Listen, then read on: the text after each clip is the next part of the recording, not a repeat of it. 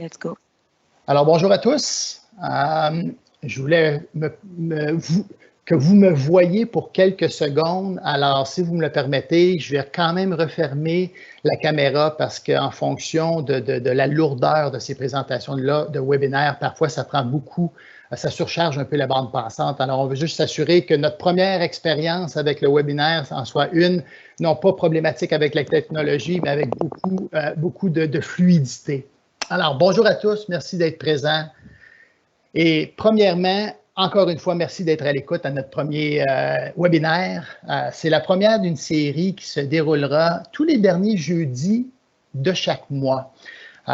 L'objectif principal de ces webinaires-là se veut vraiment plus sur un volet éducatif afin de partager nos connaissances et faire des liens par rapport à la gestion de vos portefeuilles. Il va y avoir quelques petites consignes. Présentement, les micros devraient tous être fermés. Alors, si jamais à un moment donné, vous aurez l'opportunité à la fin de la présentation de poser vos questions, assurez-vous, s'il vous plaît, de fermer bel et bien vos micros, même si je les ai fermés actuellement. Et vous aurez en haut une opportunité soit d'écrire vos questions pendant la présentation ou tout simplement de lever la main là, en cliquant là, sur votre micro, puis vous aurez l'opportunité de poser vos questions à ce moment-là. Alors, sans plus tarder, commençons aujourd'hui avec notre premier invité. Louis-Alexandre Lefebvre est directeur régional chez BNI. C'est la Banque nationale investissement. Il gère plus de 60 milliards d'actifs sous gestion, mais avec une architecture ouverte.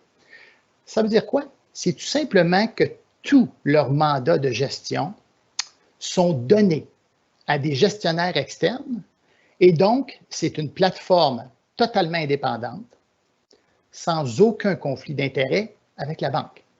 Alors, on a eu l'opportunité d'écouter cette présentation-là il y a quelques semaines et nous trouvions que c'était très, très, très pertinent dans le contexte actuel de la pandémie. Donc, on est tellement bombardé de faits dans les nouvelles que nous avons cru important de démystifier un petit peu, les mythes et les réalités de la gestion de portefeuille. Donc, comme vous voyez ici, une crise économique apporte beaucoup de questions chez les gens. Et ce qu'il faut toujours se poser, est-ce que l'histoire se répétera? Alors, j'aimerais apporter, Christelle, si tu peux juste changer, merci beaucoup. Alors, tout simplement, si vous remarquez ici, on a eu des crises par le passé. Et à chaque fois qu'on est dans une crise importante, et celle-ci, la pandémie, on n'a personne vécu cette crise-là, on a eu des moments assez particuliers. Dans les années 80, on avait des taux d'intérêt dont le taux préférentiel a monté à 21,75. Mais on a aussi des périodes, le fameux crash d'octobre 87, qui nous a donné quand même beaucoup de sueur à tous, peut-être un petit peu plus les plus vieux qui étaient dans le marché boursier à ce moment-là. Mais je voudrais vous porter attention à quelque chose. Regardez les rendements cumulatifs des 10 années suivantes, après cette fameuse nouvelle-là. Plus de 375 %. Par la suite, la petite annonce de Time encore, au début des années 90, on est tombé en récession. Récession qui a duré une période normale, mais qui, pour la décennie suivante, incluant une crise asiatique que je reparlais en 98, nous a donné, encore une fois, la plus haute croissance des marchés boursiers sur une période de 10 ans. Je parlais de la crise asiatique, on la voit en 98, où encore une fois, c'était une crise. Et regardez les performances plus faibles. Pourquoi? Parce qu'on est tombé en récession de 2000 à 2002, une récession qui a duré relativement longtemps. Alors, évidemment, quand on regarde ça, on voit que le marché fluctue, les crises, il y en a toujours eu. On se souvient évidemment de la dernière récession de 2008 avant celle-ci, et 2008, les 10 années jusqu'à la crise de février nous a donné une performance exceptionnelle de près de 400 % cumulatif. Alors, on comprend que, veut pas, il y a des périodes dans l'histoire, mais est-ce qu'on connaît le futur avec celle-ci? Non. Mais si on se fie à l'histoire, regardez pendant la crise, pendant la pandémie, février-mars, le marché boursier chute en force. Mais regardez au 30 avril, les catégories d'actifs à travers le monde, les rendements qu'on a eus pendant le mois, avec des petites capitalisations qui est sur la deuxième ligne de plus de 27 % et aussi avec des obligations qui est juste la ligne en dessous avec des rendements beaucoup plus faibles, d'où la répartition de gérer par répartition d'actifs et de bien diversifier notre portefeuille. Alors évidemment, tout ça, ça amène de gérer nos émotions. Et vous allez remarquer ici que les humains, on n'est que des boules d'émotions. Et la seule chose qu'il faut faire, nous, en tant que gestionnaire de portefeuille, c'est évidemment de contrôler et de gérer les émotions de nos gens. Si vous regardez les cycles des émotions des humains, c'est un petit peu ce que le marché boursier fait. Hein? À un moment donné, le marché monte et par la suite baisse. Mais ce que la nature humaine a tendance à faire, et c'est pour ça qu'on essaie, nous, d'éliminer complètement les émotions dans les marchés, la nature humaine, c'est quoi? Quand c'est l'euphorie, quand on est complètement en haut de la courbe, tout le monde veut acheter. Quand on est complètement en bas de la courbe, comme au 23 mars de cette année, personne ne veut acheter. Tout le monde veut se protéger, tout le monde veut sortir du marché. Et qu'est-ce qu'en réalité, ce sont les meilleures opportunités d'achat? Mais à travers tous ces cycles-là, qu'est-ce qui arrive pour l'humain? Bien, il y a des moments de panique. Et ces moments de panique-là, si vous vous souvenez, au mois de février-mars, qu'est-ce qui est arrivé? Bien, c'est simple, il n'y avait plus de papier de toilette dans les étagères. Alors, sans plus tarder, je laisse la parole à Louis-Alexandre qui nous parlera du premier mythe et réalité. Faut-il craindre les récessions? Louis-Alexandre, la parole est à toi. Si tu peux enlever mettre ton micro. Oui, bonjour. Je ne sais pas si vous me voyez, j'ai mis ma caméra pour que tout le monde me voie. Je suis très heureux d'être avec vous aujourd'hui. Je vais la refermer pour faire la présentation. Donc, oui, faut-il craindre les récessions? Ça, c'est le premier mythe. Comme Guy a dit tantôt, chez BNI, on a essayé de démystifier un peu qu'est-ce qui est vrai, qu'est-ce qui est moins vrai. Puis le premier mythe, c'est qu'il faut craindre les récessions car elles entraînent de lourdes pertes financières. C'est vraiment quelque chose qu'on entend souvent. En réalité, quand on regarde le tableau que vous avez devant vous, donc on a dans la section de droite rendement total un portefeuille équilibré 60-40 et les différentes récessions depuis 1973, il y en a eu 6 plus celle en ce moment, donc 7. Quand on met les choses en perspective un peu, on se rend compte que pendant les récessions, la colonne du centre, donc exemple en 1973, la récession avait fait un rendement de moins 7 % seulement dans les marchés boursiers. En 1980, c'était plus 9. 81, 82, c'était plus 15. De 2007 à 2009, c'était moins 16 seulement. Là, on s'imagine que c'est pire que c'est finalement. Puis quand on regarde sur une période de 3 ans, donc en incluant les 12 mois avant et les 12 mois après, on se rend compte que c'est souvent des périodes où est-ce que les rendements boursiers étaient positifs. Et lorsqu'on regarde la période complète, donc la colonne complètement à droite, en moyenne, sur 3 ans, pour toutes les récessions, le rendement cumulatif était de 16 % dans le territoire positif. Donc ça parle beaucoup. Ce que ça veut dire, c'est que les récessions ne riment pas nécessairement avec des rendements boursiers grandement négatifs. Au contraire, si on est assez patient pour passer à travers la récession, on se retrouve avec des rendements boursiers qui sont positifs. Donc, c'est une bonne chose. La leçon à tirer là-dedans, c'est qu'il faut rester investi le plus longtemps possible. Vous allez voir qu'on va répéter ça quelques fois durant la présentation. En bas du tableau, on a le nombre de jours en récession lors d'un cycle. Bien, depuis 1970 par rapport au nombre de jours qu'on n'est pas en récession. Puis la différence, elle est énorme. 15 800 jours hors récession, comparativement à 2630 jours durant la récession. Donc, on peut pas faire un plan financier en pensant trop aux récessions parce qu'on va être en récession ce ne sera pas la majorité du temps qu'on va être en récession. Puis en plus de ça, ça ne rime pas nécessairement avec des rendements boursiers négatifs. Donc ça, c'était pour le premier mythe. Le deuxième mythe, à la diapositive suivante, on adore tous ce graphique-là en finance, on l'a on le voit souvent, puis c'est un peu la courbe des rendements boursiers. Ça, c'est depuis mars 2009, la dernière crise économique. Donc, ça représente le dernier cycle boursier qui a pris fin avec la pandémie du COVID-19, évidemment. Donc, quand on regarde ce graphique-là, les petits points rouges, c'est toutes les mauvaises nouvelles qu'il y a eu depuis ce temps-là, où est-ce que les médias nous faisaient peur, annonçaient la fin du monde. Et on sait que les médias, eux autres, ils font de l'argent en captant l'attention des gens. Donc, ils ne cherchent pas nécessairement à dire la réalité, ils cherchent souvent à le sensationnalisme et à faire peur aux investisseurs. Donc, ces petits points rouges-là, c'était tous des bonnes raisons, entre guillemets, de liquider son portefeuille et d'aller se cacher en dessous de son matelas ou cacher son argent en dessous de son matelas.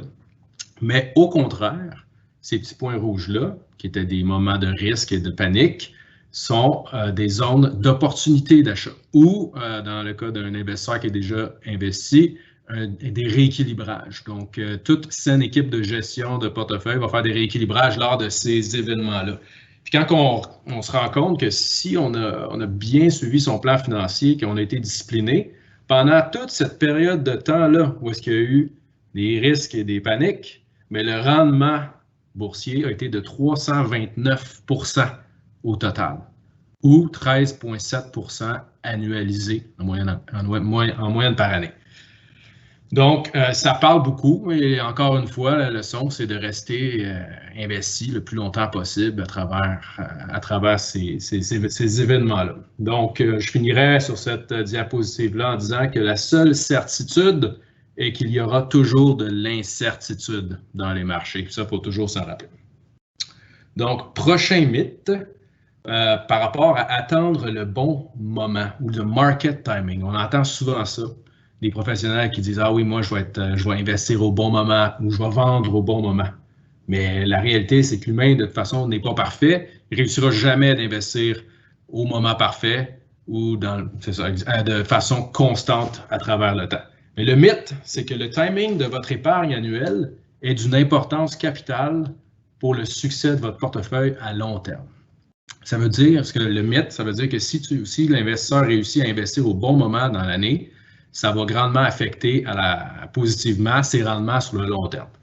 Là, dans cet exemple-ci, on a pris un investisseur qui investit un montant à chaque année pendant 30 ans et qu'à chaque année, il va investir au meilleur moment dans l'année, à la meilleure journée où est-ce que le marché est le plus bas. On aurait tendance à penser que cet investisseur-là va réaliser un rendement bien supérieur à un autre investisseur qui aurait choisi les pires moments dans l'année. Mais en réalité, ça fait une petite différence, mais très, très minime. On parle de 1,2 % de rendement pour un investisseur qui aura investi au bas à chaque année pendant 30 ans. Ce que ça veut dire, c'est que le moment dans l'année qu'on investit, le timing, n'a pas autant d'influence que la discipline et le temps que l'argent aura été investi à travers le temps. Donc, sur un investissement de 30 ans, qu'est-ce qui a été le plus important? C'est le temps qu'on a été investi dans les marchés et non le moment ou le timing qu'on a investi son argent. Donc, puis en plus de ça, ça ne vaut pas tant la peine d'essayer de trouver le meilleur moment dans l'année parce que c'est presque impossible. L'humain n'aura jamais la capacité de trouver les meilleurs moments par année. Donc, ça, c'était pour le mythe du timing. Pour la diapositive suivante, le prochain mythe. Est-ce qu'il est mieux d'étaler ou d'investir immédiatement? Donc, le mythe, c'est que les investisseurs confrontés à un montant important à investir, exemple un héritage, ont intérêt à étaler leur entrée dans le temps plutôt que d'engager le montant total immédiatement. Donc, on a un montant, est-ce qu'on l'investit plusieurs fois dans l'année pour l'étaler ou on l'investit tout de suite? Le mythe, c'est que souvent, c'est mieux de l'investir graduellement. C'est sûr, il y a des cas différents de d'autres. Un épargnant qui travaille est mieux d'investir justement de façon disciplinée. Mais quand on est confronté à un gros moment, bien, cette slide-là dit que dans 84 % du temps, on est mieux de l'investir immédiatement. Et la différence est grande. On parle de 3,8 % de différence en seulement 12 mois. Pas une longue période. En seulement 12 mois, on est mieux d'investir notre montant tout de suite. 8 fois sur 10, 84 % du temps. Puis à la fin de l'année, on va avoir 4 % de plus de rendement. C'est énorme. Donc, c'est pas vrai qu'il est mieux d'étaler son placement à travers le temps. Quand on a un gros montant, statistiquement, on est mieux de le faire tout de suite. Donc, ça, c'est le mythe étaler ou investir. Donc, ce qui me mène à la diapositive suivante. Ça, c'est le rendement moyen. Puis moi, je joue beaucoup au golf avec la famille, mon beau-frère, mon père, mes amis. Puis on me dit toujours, ah oui, moi, mon portefeuille, je fais du 10% de rendement. Mais puis les gens s'attendent à ce que leur portefeuille d'actions fasse un certain montant d'argent par année. Mais regardez dans ce graphique-là, en bas, on a les années. Okay? Puis à gauche, on a le rendement sur une année donnée. Fait que chaque point représente une année donnée, quel a été le rendement. Puis, ce qu'on voit là-dedans, c'est que très rarement, sur une année civile, le marché des actions va faire exactement 10%. OK? Donc, il y a seulement 8 années sur 63, finalement, que le marché a fait un rendement. C'est le contraire, il y a beaucoup de dispersion. D'une année à l'autre, on fait plus 20, l'autre année d'après, on fait moins 20. Et puis, ce que ça veut dire aussi, c'est qu'il ne faut pas s'enfler la tête avec une année qu'on a fait 20-25%, parce que ça se peut que ça va être suivi d'une année qui va faire que le marché va faire moins 12.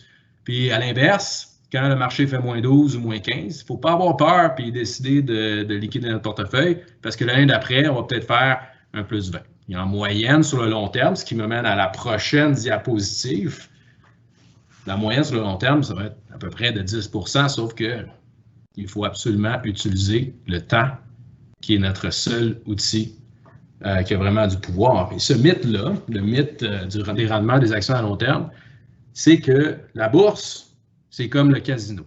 Et ça aussi, j'entends souvent ça, mais à Noël ou à Pâques, mon beau-frère qui dit « Ah oui, investir à la bourse, c'est comme aller au casino, des fois on gagne, des fois on perd. » Mais sur le court terme, ben c'est vrai. C'est vrai, sur le court terme, regardez ce graphique-là. En bas, vous avez les années, puis à gauche, vous avez le rendement annuel moyen d'un portefeuille. Okay? Donc, dans les premières années, si vous investissez cette année ou si vous avez investi l'année passée ou l'année prochaine, pour les 2, 3, 4, même 5 premières années, ben, la dispersion des rendements, elle est très large. On peut avoir des rendements positifs comme on peut avoir des rendements négatifs. C'est quasiment aléatoire, comme au casino. Mais à l'inverse du casino, plus notre horizon de placement est long, plus on va être patient et on va rester investi dans les marchés, plus que notre rendement, les chances qu'on va avoir un rendement positif vont se rapprocher de 100%. Vous voyez, à partir de la 10e année, c'est pas mal 100%, pas loin de 100% de chance d'avoir un rendement positif si on a été investi dans les marchés tout ce temps-là. Évidemment, si on a commencé à essayer de timer le marché, puis à rentrer, puis à sortir au bon moment, là, les calculs sont plus bons. Il y a plus de chances qu'on ait des rendements négatifs. Il faut rester investi le plus longtemps possible. C'est la seule magie en finance. Donc, le mythe, investir en bourse, c'est comme jouer au casino. Vraiment pas, c'est l'inverse. Il faut jouer sur le long terme, l'horizon de placement le plus long possible. Donc, et la prochaine diapositive, ça aussi, ça c'est le Home Country Bias en anglais ou en français, le biais national. Ça, il y a beaucoup d'investisseurs, surtout aux États-Unis, beaucoup au Canada, qui sont investis grandement dans leur pays, donc au Canada ou aux États-Unis.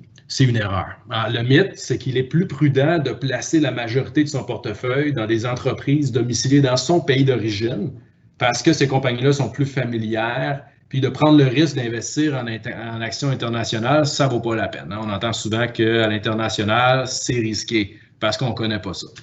Or, ça en revient à la diversification, finalement. La diversification, c'est extrêmement important en finance. C'est ça qui nous protège contre les hauts et les bas, ou surtout les bas de marché. Puis l'économie canadienne, ce n'est pas une économie diversifiée, c'est une économie concentrée. On voit en haut, concentrée dans 3 secteurs, les financières, l'énergie et les matériaux. Ça, c'est 3 industries qui sont en plus cycliques. Cycliques, ça veut dire qu'ils sont très volatiles, à la hausse comme à la baisse.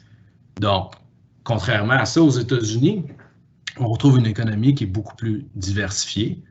Donc, oui, il y a des financières, il y a l'énergie, les matériaux, mais en plus, il y a consommation discrétionnaire, soins de la santé et technologie. Au Canada, on en a très peu de ça. Très peu de compagnies se démarquent dans le secteur technologique. Pourtant, c'est le secteur qui est le plus en croissance dans le monde présentement. On ne voudrait pas manquer ça. Donc, c'est pour ça que c'est extrêmement important d'être investi non seulement au Canada, mais d'avoir une diversification à l'international, aux États-Unis et ailleurs aussi en Europe, les marchés émergents. Donc, on recommande quand même une allocation de 18, 20, 21% au Canada parce qu'il y a certains avantages fiscaux aussi à être investi au Canada. Mais il ne faut pas exagérer, il ne faut pas avoir, parce que regardez en bas de ce graphique-là, on voit que le Canada, comme économie, ça représente seulement 3% de l'économie mondiale. Donc, ça ne fait pas tant de sens que ça d'avoir trop de pourcentage au Canada. C'est comme si vous aviez 20% dans l'économie australienne, ça ne fait pas de sens vraiment. Donc, au moins au Canada, on a des avantages fiscaux. Donc, c'est correct pour ça. Donc, ça, c'était pour le biais national. Et finalement, pour la prochaine diapositive, ça, c'est les cycles économiques américains depuis 1960. Puis, je vais vous porter votre attention à la ligne verte qui commence complètement à gauche. Ça, c'est le dernier cycle qui a été très long. Donc, il a commencé en 2008, il y avait 2009, il avait baissé beaucoup. Ça a pris beaucoup de temps avant de revenir au haut qu'on avait eu avant. Ce cycle ici, le cycle actuel, a débuté en février 2020, donc au sommet du cycle précédent. Le récent rebond économique indique que la phase de récession est probablement déjà terminée. Ça s'est fait très, très vite, ce qui en fait l'une des plus profondes et des plus courtes de l'histoire en termes de récession. Donc, je suis sûr que peut-être il va y avoir des questions sur la deuxième vague, qu'est-ce qui va arriver par rapport à ça. Oui, on pourra en parler peut-être, mais il faut vraiment se rappeler que ça a été très, très rapide et on rentre possiblement dans la prochaine phase d'expansion. Donc, et moi, je vais redonner la parole à Guy, qui va finir avec une diapositive extrêmement intéressante sur l'importance d'être investi. Alors, merci Alexandre. Si tu peux juste, OK, le micro est fermé, il n'y aura pas d'écho. Tout simplement, merci Louis-Alexandre. Là, je pense que c'est toujours le fun parce qu'on a des questions spécifiques, effectivement, le fameux market timing. Mais ici, quelque part, on a parlé de diversification, mais on a parlé aussi de gérer par répartition d'actifs. Ceci est un portefeuille équilibré et que de gérer dans le temps et de rester pleinement investi est très important. Ce qu'on a voulu démontrer avec cette slide-là, c'est un peu le sommaire de tout. Sur les 20 dernières années, le rendement d'un portefeuille équilibré brut a été de 6 %. Si nous avons manqué dans les 20 dernières années les 10 meilleurs jours, alors le fameux market timing que Louis-Alexandre parlait tout à l'heure, nous perdons plus de la moitié du rendement que ce que nous aurions dû avoir pour un portefeuille équilibré. Et je vais tout de suite aller à la dernière colonne. Si on a manqué les 40 meilleurs jours, les 40 meilleurs jours sur 20 ans, c'est les 2 meilleurs jours par année. Bon, on sait que la vraie vie, ce n'est pas tout à fait ce qui se passe, mais tout simplement mathématiquement pour l'expliquer. Si on manque les 2 meilleurs jours par année sur 20 ans, les gens ont des rendements négatifs dans leur portefeuille. Alors, vous comprenez pourquoi on parle toujours des émotions et que nous essayons, l'équipe au complet, d'éliminer les émotions du marché. Et en éliminant les émotions du marché, ce qu'on fait, c'est tout simplement en rééquilibrant le portefeuille dans des périodes drastiques de baisse comme on a fait, comme on a eu. Et nous essayons toujours de rééquilibrer le portefeuille pour faire des coûts moyens à la baisse à ce moment-là. Donc, de rester pleinement investi. C'est vrai que c'est pas facile, c'est vrai qu'on sent qu'on est fatigué un petit peu, c'est vrai qu'on pense peut-être que l'avenir sera différent, mais l'humain ne change pas beaucoup et les émotions sont les celles. Quand on achète des bons produits avec des croissances à long terme, les titres boursiers vont sortir. Malheureusement, dans une récession, les compagnies moins solides financièrement vont probablement fermer. Mais les bonnes entreprises et les meilleures entreprises vont continuer de croître et de passer à travers le temps, à travers les cycles économiques. Alors, c'est ce qu'on voulait vous montrer. Je pense, on espère que ça a pu un petit peu démystifier là, certains mythes, réalités ou répondre à certaines questions. Alors, à partir de là, on voulait que ça soit maintenant très informel. Il y a une petite portion, je ne sais pas si Christelle, si tu mets ton micro, je ne sais pas s'il y a eu des questions d'écrites ou bien tout simplement ceux qui veulent lever la main ou ouvrir leur micro, allez-y à ce moment-là, puis à vous de poser des questions, puis ça nous fera plaisir à toute l'équipe et à Louis-Alexandre de répondre aux questions si nous le pouvons.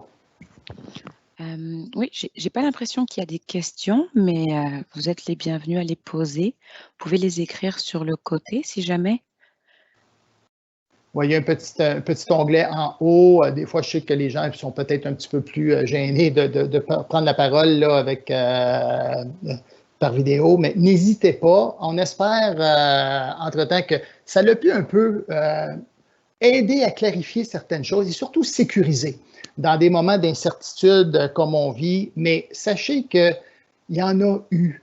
Et souvent, on entend parler que les crises précédentes sont différentes, mais dans la vraie vie, elles ne sont pas si différentes. Oui, une pandémie versus une crise économique de 2008 versus 2020, le concept est un peu différent, mais la conclusion est sensiblement la même. Et n'oubliez pas que quand on investit dans des compagnies, des bonnes compagnies, c'est tout simplement de créer une certaine croissance dans le futur. Et historiquement, et c'est pour ça qu'on dit que ça revient toujours à la loi de la moyenne, le marché boursier est dans le temps. Plus on a de temps, plus on revient à la moyenne et plus les rendements dans les marchés boursiers sont importants et devraient nous donner dans le futur un peu plus de rendement. Mais la diversification de protection dans les moments de crise et de sécurité fait en sorte pourquoi on a encore du revenu fixe dans les portefeuilles pour bien gérer les émotions. Oui. Alors, excuse-moi. On a un petit commentaire de Yann qui dit que ce qu'il retient, c'est que le plus tôt, c'est le mieux. Exactement. Yann, bonne question. Effectivement, tu l'as vu, 85% du temps, puis là, il faut aller toujours avec les probabilités, Yann, et les statistiques. On sait que quand on a un argent, on investit.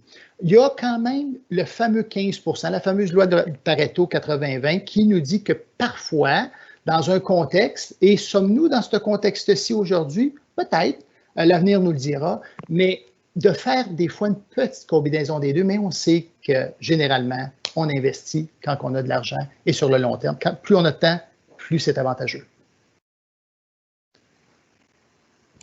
Par rapport à ça, il y a un dicton chinois qui dit quel est le meilleur moment pour planter un arbre? La réponse, c'est il y a 20 ans. Le meilleur moment, c'est il y a 20 ans. Le deuxième moment, c'est aujourd'hui. Ça confirme. C'est vrai pour la finance également. Très bien. Je ne vois pas d'autres commentaires ou d'autres questions. Alors, écoutez, on vous remercie infiniment. Et puis, alors, c'était le premier. Ne vous gênez pas si jamais il y a des petits commentaires. Envoyez-les-nous par écrit, s'il vous plaît. C'était notre première expérience. On tient à continuer à faire ce volet-là. Et notre prochain webinaire va être le 27 août. Et ça va être sur la structure corporative et notre invité va être Ghislain Maillet de Fidélité. Alors, merci à tous. Louis-Alexandre, un gros merci de ta participation et de ton temps. Et on se reparle sous peu. Merci à vous tous. Merci. Merci. Bonne journée.